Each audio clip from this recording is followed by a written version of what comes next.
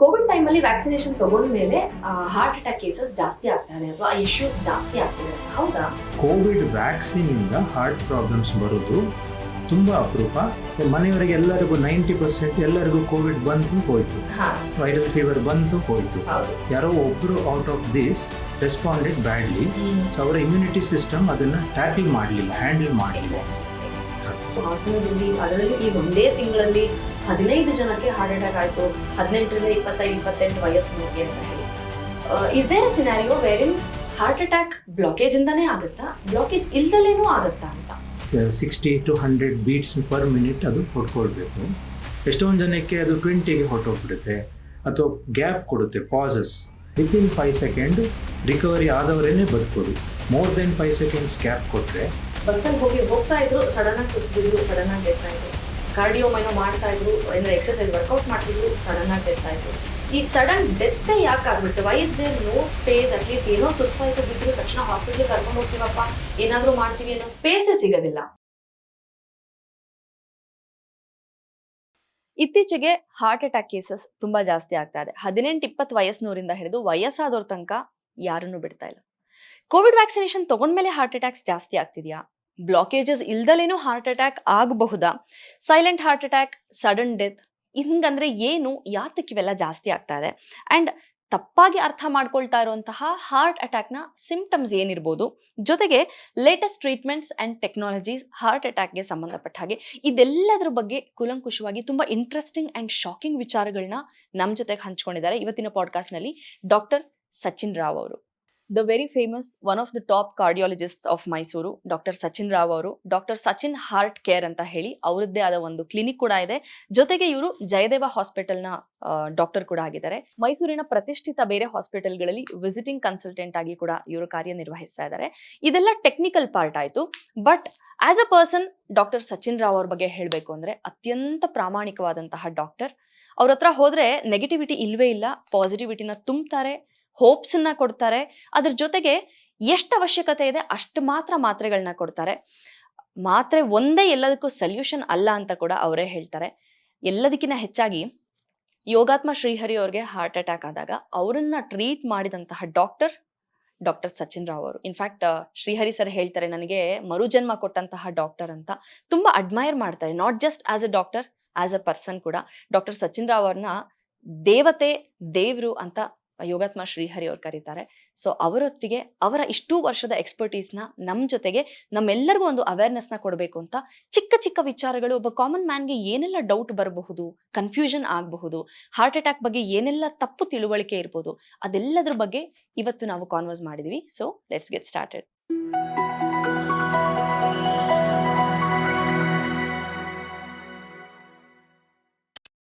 ಎಲ್ರಿಗೂ ಒಂದು ನೋಷನ್ ಇದೆ, ಕೋವಿಡ್ ಟೈಮಲ್ಲಿ ವ್ಯಾಕ್ಸಿನೇಷನ್ ತಗೊಂಡ್ಮೇಲೆ ಹಾರ್ಟ್ ಅಟ್ಯಾಕ್ ಕೇಸಸ್ ಜಾಸ್ತಿ ಆಗ್ತಾ ಇದೆ ಅಥವಾ ಇಶ್ಯೂಸ್ ಜಾಸ್ತಿ ಆಗ್ತಿದೆ ಅಂತ, ಹೌದಾ? ಕೋವಿಡ್ ಅಂತ ಹೇಳೋದಕ್ಕಿಂತ ಇನ್ಫೆಕ್ಷನ್ಸ್ ಇಂದ ಹಾರ್ಟ್ ಪ್ರಾಬ್ಲಮ್ಸ್ ಬರ್ಬೋದು ಅನ್ನೋದು ಎಲ್ಲರಿಗೂ ಗೊತ್ತಿರೋ ವಿಷಯ. ಕೋವಿಡ್ ಅದನ್ನ ಜಾಸ್ತಿ ಮಾಡ್ತು. ಯಾಕೆಂತಂದ್ರೆ ಕೋವಿಡ್ ಇನ್ಫೆಕ್ಷನ್ಸ್ ಆರ್ಟಿಫಿಷಿಯಲ್ ಆಗಿ ವೈರಸ್ ಕ್ರಿಯೇಟ್ ಮಾಡಿರೋದ್ರಿಂದ ನಾರ್ಮಲ್ ಕೋರ್ಸ್ಗಿಂತ ಅದು ಜಾಸ್ತಿ ದಿನ ಪ್ರೊಲಾಂಗ್ಡ್ ಆಗೋದು, ಜಾಸ್ತಿ ಬಾಡಿಯಲ್ಲಿ ತೊಂದರೆ ಕೊಡೋದು ಎಲ್ಲ ನಾವು ನೋಡಿದ್ವಿ. So as such infections is an inflammation. Inflammation ಅಂದ್ರೆ ನಮ್ಮ ಬಾಡಿದು ರೆಸ್ಪಾನ್ಸ್ ಅನ್ನ ನಾವು ಇನ್ಫ್ಲಮೇಷನ್ ಅಂತ ಹೇಳ್ಬೋದು. ರೆಸ್ಪಾನ್ಸ್ಗೆ ಅದರದೇ ಆದ ಗುಡ್ ಬ್ಯಾಡ್ ಅಗ್ಲಿ ಇದ್ದೇ ಇರ್ತದೆ. ಒಂದು ಆರ್ಟಿಕಲ್ ಹಾಗೆ ಬಂದಿತ್ತು, good bad ugly of Covid inflammation ಅಂತ ಹೇಳಿ. ಸೊ ಇನ್ಫ್ಲಮೇಷನ್ ಬಾಡಿ ನಮ್ಮ ಇಮ್ಯೂನ್ ರೆಸ್ಪಾನ್ಸ್ ಕಮ್ಮಿ ಇದ್ದರೆ ಬರೀ ಡಿಸೀಸ್ ಹೋಗುವವರೆಗೆ ಆಕ್ಟ್ ಆಗುತ್ತೆ. ಅದು ಬ್ಯಾಡ್ ಆಗಿ ಟರ್ನ್ ಆದ್ರೆ ತುಂಬಾ ದಿವಸ ಪ್ರೊಲಾಂಗ್ ಆಗಿ ಹೋಗ್ಬಿಡುತ್ತೆ. ಅದು ಇಟ್ ಇಸ್ ನಾಟ್ ನೆಸೆಸರಿ. ಒಂದು ವೈರಲ್ ಇನ್ಫೆಕ್ಷನ್ 7 days ಅಷ್ಟೇ ಇರಬೇಕು. ತುಂಬಾ ದಿವಸ ಪ್ರೊಲಾಂಗ್ಡ್ ಆದ್ರೆ ಬಾಡಿ ಎಲ್ಲ ವೀಕ್ ಆಗ್ಬಿಡುತ್ತೆ. The ugly part of it is, ಏನು ರೆಸ್ಪಾನ್ಸ್ ಬರಬೇಕು ಅದು ಹೈಪರ್ ಆಗಿ ರೆಸ್ಪಾನ್ಸ್ ಆದ್ರೆ that is an ugly part. So ನಾವು ಯಾವ ಹಾರ್ಟ್ ಪ್ರಾಬ್ಲಮ್ಸ್ ಇರಲಿ, ಸ್ಟ್ರೋಕ್ ಇರಲಿ, ಏನೇ ನೋಡಿದ್ರು that was the ugly part of Covid inflammation ಇಂದ ನಮ್ಮ ರೆಸ್ಪಾನ್ಸ್ ಆಫ್ ದಿ ಬಾಡಿ ನಾರ್ಮಲ್ಗಿಂತ ಜಾಸ್ತಿ ಆಗಿ ಇದೆಲ್ಲ ತೊಂದರೆಗಳು ನೋಡಿದ್ವಿ.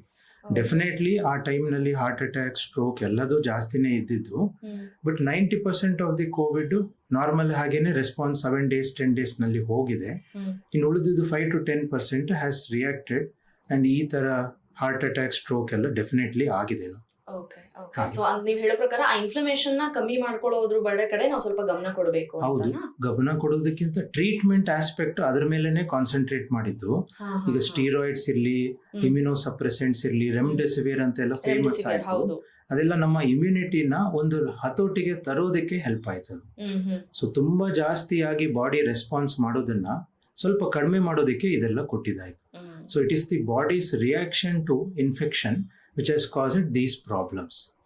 ನಮ್ಮ ಲಂಗ್ಸ್ದ ಇನ್ಫೆಕ್ಷನ್ ಇರಲಿ, ಏನೇ ಇರಲಿ, ನಾರ್ಮಲ್ ನ್ಯೂಮೋನಿಯಾಗಿಂತ ಜಾಸ್ತಿ ರೆಸ್ಪಾನ್ಸ್ ಬಂದು ಅದರಲ್ಲಿ ನೀರು ಸೇರಿಕೊಂಡು ಲಂಗ್ಸ್ನಲ್ಲಿ ಬ್ಲಡ್ ಸೇರಿಕೊಂಡು ಅಕ್ಯೂಟ್ ಲಂಗ್ ಇಂಜುರಿ ಆಗಿ ಎಷ್ಟೊಂದು ಜನ ಬ್ಲಡ್ಡನ್ನೇ ವಾಮಿಟ್ ಮಾಡೋದು, ಬ್ಲಡ್ಡನ್ನು ಕಾಫ್ ಮಾಡೋದೆಲ್ಲ ಆಗಿದ್ದು. It is all hyper response to an infection ಅಷ್ಟೇ.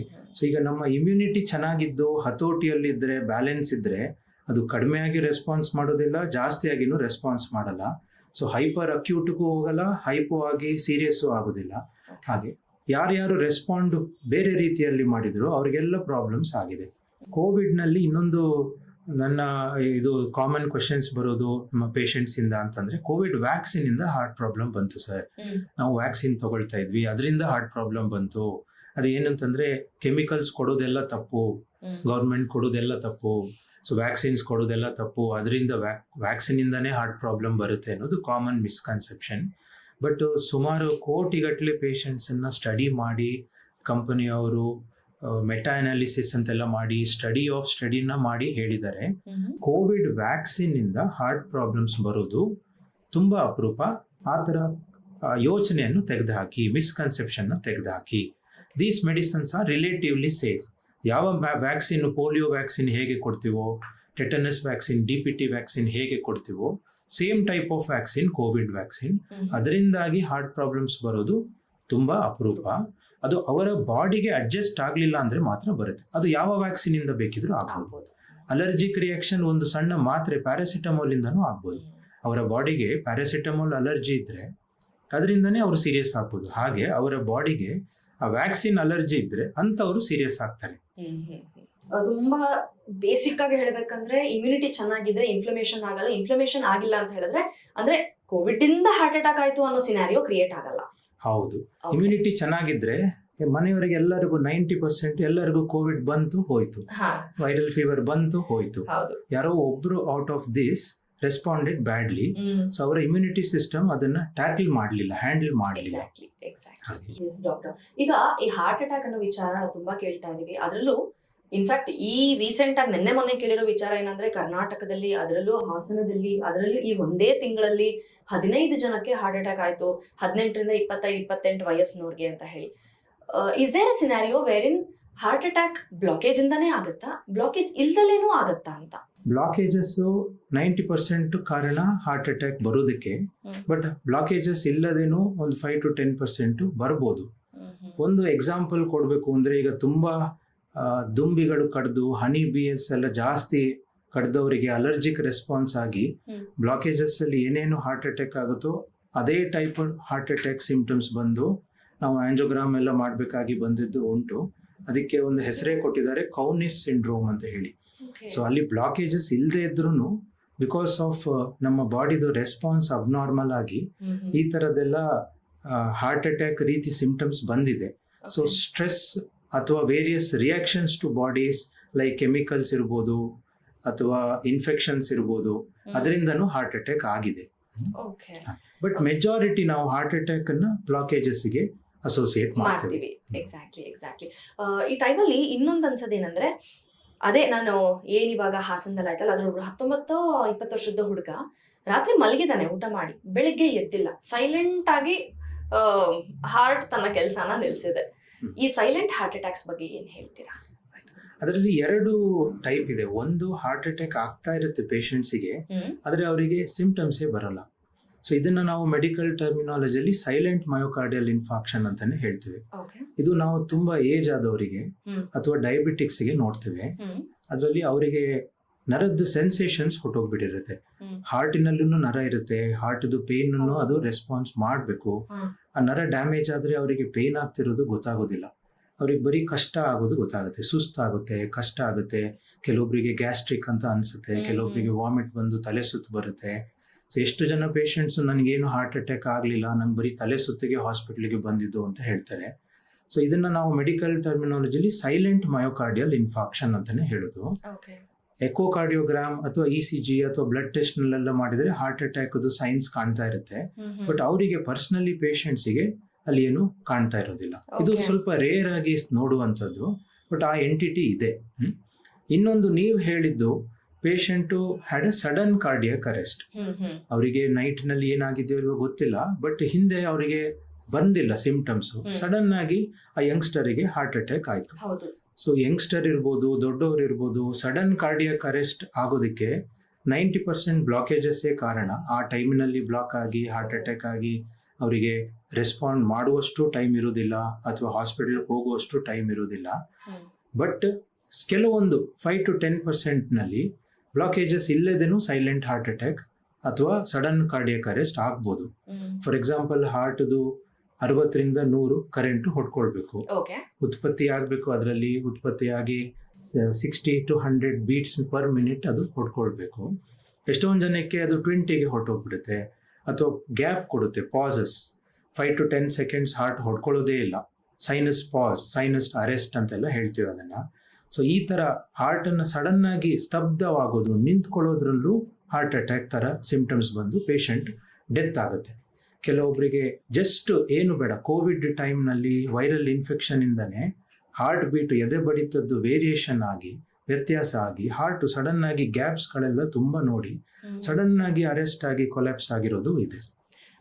ಜಸ್ಟ್ ಔಟ್ ಆಫ್ ಕ್ಯೂರಿಯಾಸಿಟಿ ಕೇಳ್ತಾ ಇದೀನಿ, ಆ ಪಾಸಸ್ ಇದೆಯಲ್ಲ, ಒಂದು 5 seconds 10 seconds ಅಷ್ಟು ಪಾಸ್ ನಮ್ಮ ಬಾಡಿ ತಡ್ಕೊಳಲ್ವಾ? ಅದರಲ್ಲೂ ಒಂದು ಕ್ರೈಟೀರಿಯಾಸ್ ಇದೆ. 2.5 to 3 seconds ವರೆಗೆ ನಮ್ಮ ಬಾಡಿ ತಡ್ಕೊಳ್ಳುತ್ತೆ. ಮೋರ್ ದೆನ್ 2.5 to 3 seconds ಇದ್ದರೆ ಅವಾಗ ಬಾಡಿಗೆ ರೆಸ್ಪಾನ್ಸ್, ಬ್ರೈನಿಗೆ ಬ್ಲಡ್ ಸಪ್ಲೈ ಕಮ್ಮಿ ಆಗಿ ತಲೆ ಸುತ್ತು ಬರೋದು, ಗಿಡ್ಡಿನೆಸ್ ಆಗಿ ಬೀಳೋದು ಕೆಳಗೆ, ಸಿಂಕೋಪ್, ಲಾಸ್ ಆಫ್ ಕಾನ್ಶಿಯಸ್ನೆಸ್, ಈ ತರದ್ದು ಸಿಂಪ್ಟಮ್ಸ್ ಬರುತ್ತೆ ಅವರಿಗೆ. But usually within 5 seconds heart ಮತ್ತೆ ಬೀಟ್ ಸ್ಟಾರ್ಟ್ ಆಗಿ ಅದು ರಿಕವರಿ ಆಗಬೇಕು. ರಿಕವರಿ ಆಗಲಿಲ್ಲ ಅಂತಂದ್ರೆ ಪೇಷಂಟಿಗೆ ಕೋಮಾ ಸ್ಟೇಜಿಗೆ ಹೋಗಿ ಪರ್ಮನೆಂಟ್ ಬ್ರೈನ್ ಡ್ಯಾಮೇಜ್ ಆಗೋದು ಇದೆ. ಸೊ ಯೂಶಲಿ ನಾವು ನೋಡೋದು ಗ್ಯಾಪ್ಸ್ ವಿತಿನ್ 5 seconds ರಿಕವರಿ ಆದವರೇನೆ ಬದುಕೋದು. ಮೋರ್ ದೆನ್ 5 seconds ಗ್ಯಾಪ್ ಕೊಟ್ರೆ ಅವರು ಯೂಶಲಿ ಬದುಕೋದಿಲ್ಲ ಅಥವಾ ಅಟ್ಲೀಸ್ಟ್ ಕೋಮಾ ಸ್ಟೇಜಿಗೆ ಹೊರಟೋಗ್ತಾರೆ. ಸಡನ್ ಕಾರ್ಡಿಯಾಕ್ ಅರೆಸ್ಟ್ ಆಗೋದಕ್ಕೆ ತುಂಬಾ ಕಾರಣಗಳಿದೆ. ಈಗ ನೀವು ಕೇಳುವಂತದ್ದು ಯಂಗ್ಸ್ಟರ್ಸ್ ನಲ್ಲಿ ಸಡನ್ ಕಾರ್ಡಿಯಾಕ್ ಅರೆಸ್ಟ್ ಆಗುತ್ತೆ, ಅದಕ್ಕೆ ಹಾರ್ಟ್ ಅಟ್ಯಾಕ್ ಏನಾ ರೀಸನ್ ಅಂತ ಹೇಳಿ ಅಲ್ವಾ. ಬ್ಲಾಕೇಜಸ್ ನಾವು ಒಂದು ಏಜ್ ಆದ್ಮೇಲೆ ಕಾಮನ್ ಆಗಿ ನೋಡ್ತೇವೆ. ಮೊದಲು 40 years ಆದ್ಮೇಲೆ ನೋಡ್ತಾ ಇದ್ವಿ, ಈಗ 30-35 years ಅಲ್ಲೂ ಬ್ಲಾಕೇಜಸ್ ನೋಡ್ತಾ ಇದ್ದೇವೆ. ಕಾರಣ ಸುಮಾರು ಇರ್ಬೋದು, ಸ್ಮೋಕಿಂಗ್ ಇಂದ ಹಿಡಿದು ಎಲ್ಲ ಇರ್ಬೋದು. ಬಟ್ ಯಂಗ್ಸ್ಟರ್ಸ್ ನಲ್ಲಿನೂ ಸಡನ್ ಹಾರ್ಟ್ ಅಟ್ಯಾಕ್ ಆಗೋದಕ್ಕೆ ಕೆಲವೊಂದು ಪರ್ಟಿಕ್ಯುಲರ್ ಕಾರಣ ಇದೆ. ಫಾರ್ ಎಕ್ಸಾಂಪಲ್ ಅವರ ಹಾರ್ಟು ಮಸಲ್ಸ್ ದಪ್ಪ ಇದೆ, ಥಿಕ್ನೆಸ್ ದೊಡ್ಡದಿದೆ, ಅದು ಹುಟ್ಟಿದಾಗಿಂದ ಬರುವಂತ ಜೆನೆಟಿಕ್ ಕಾಯಿಲೆ, ಅದಕ್ಕೆ ಹೈಪರ್ಟ್ರೋಫಿಕ್ ಕಾರ್ಡಿಯೋಮಯೋಪತಿ. ಬೇಗ ಅದನ್ನ ಫೈಂಡ್ ಔಟ್ ಮಾಡಿ ಯಾರಿಗೆ ಸಡನ್ ಕಾರ್ಡಿಯಾಕ್ ಅರೆಸ್ಟ್ ಆಗಿದೆಯೋ ಅವರ ರಿಲೇಟಿವ್ಸ್ಗೆ ನಾವು ಎಕೋ ಮಾಡಿ ಕಣ್ಣು ಹಿಡಿದ್ರೆ ಈ ತರ ಕಾಯಿಲೆಗಳನ್ನ ಫೈಂಡ್ ಔಟ್ ಮಾಡ್ಬೋದು. ತುಂಬಾ ದಪ್ಪ ಇದ್ದವರಿಗೆ ಹಾರ್ಟ್ ಅಲ್ಲಿ ಪಂಪ್ ಆಗದೆ ಸಡನ್ ಆಗಿ ಅವರು ಅರೆಸ್ಟ್ ಆಗುವಂತ ಕಾರಣನೂ ಇದೆ. ಇದು ಒನ್ ಆಫ್ ದಿ ರೀಸನ್ಸ್.